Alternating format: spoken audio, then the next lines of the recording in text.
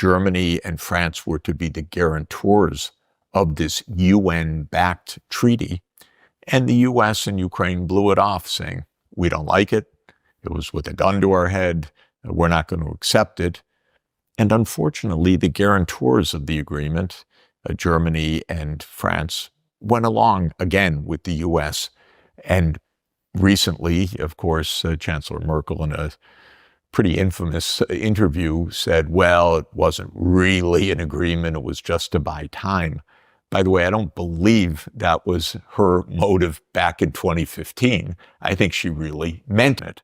And I have reason to know that, actually, in a kind of surprising way, which is that in major ways, the Minsk II agreement was modeled on the autonomy of the German-speaking Alpine region of Italy, Bolzano and South Tyrol. Yeah, Tyrol. Now, this is a German minority region which demanded autonomy after World War II.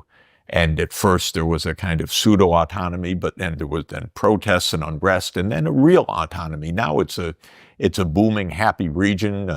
Italy's very happy with it. Everybody likes the arrangements. Beautiful region. And what's interesting is that this was very much on Chancellor Merkel's mind, I'm told by people who know, as the model for what should happen in the Donbass. So I think she really believed in this approach. I believe in it. I don't think it was a bad agreement. It was a smart agreement. It would have ended the war. But the United States blew it off because the U.S. the leaders are stupid. They're arrogant. They don't know what they're doing. They think they can do whatever they want. And so they didn't take it seriously, even though it was a UN Security Council, even though President Putin was also a big part of it. You make it sound very human from what you're saying. Like you're saying American leaders are just stupid, like they're arrogant. So this is a very human characteristic to have. Yes.